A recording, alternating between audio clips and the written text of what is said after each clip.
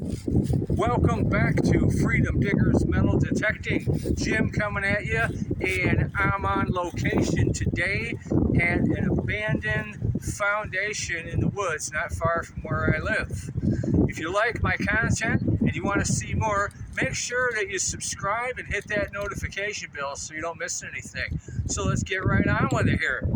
So what this is the remnants of a house that used to exist here, and people that lived in here, they helped take care of, and rumor is it might have been the owners of this land. Now, what was this land? This land was once a family-owned park back around the 1930s, 40s, 50s, and people would come here and they could get in for like $1 per carload, and they had live bands, and they served refreshments, hot dogs, and hamburgers, and stuff like that. They even had a sledding hill in the far back corner, which they ended up closing in the mid to late 50s because some kids snuck in here, and one of them got killed using the sledding hill. Very sad story. So let's take a look around at what's left of things.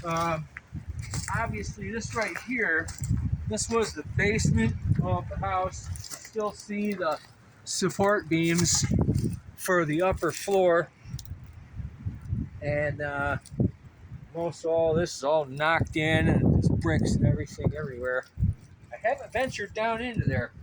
Maybe there's something good. Maybe I should like swing my detector around down there, huh? No. Very bad idea. Probably end up in the hospital with a broken ankle. So here's the rest of it up here. And right here, there's just like a solid concrete slab. And if you come over this way, you can see what looks like it was probably the front porch and stuff going upward of the house. Now, what happened to this? Why is this in this condition? I'll tell you why. Down the street from here, about a half a mile, there exists a piece of land that was a landfill. And they dumped a lot of chemicals and paint and stuff there. Well, in 1974, the thing exploded and caught fire.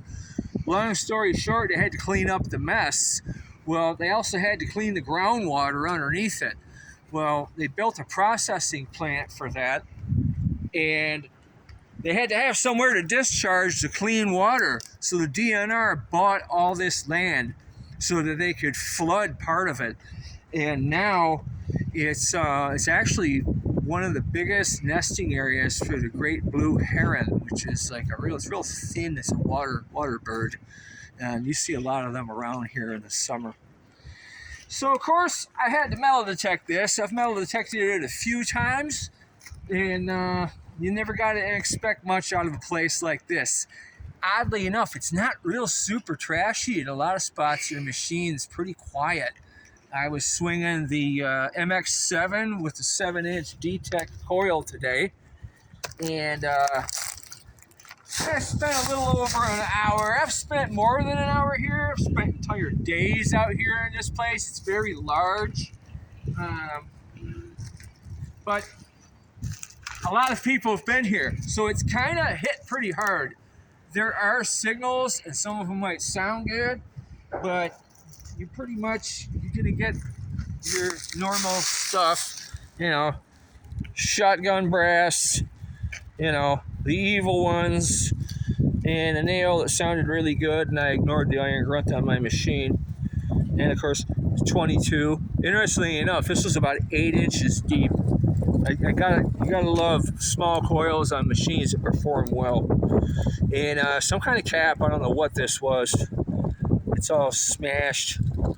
Don't know what it is. But it's about what you're gonna find in a place like this. A lot of times, it's still fun to look around. Ran into a couple other hobbyists that are beginners. Told them about my Facebook group, Michigan Freedom Diggers Metal Detecting, and of course this channel. So that's about it for this site. Stick around, because my next video, I'm going to kind of flip the script, and I'm going to give you an example of what not to do. It's gonna be a fun one. So keep watch on your notifications for that one.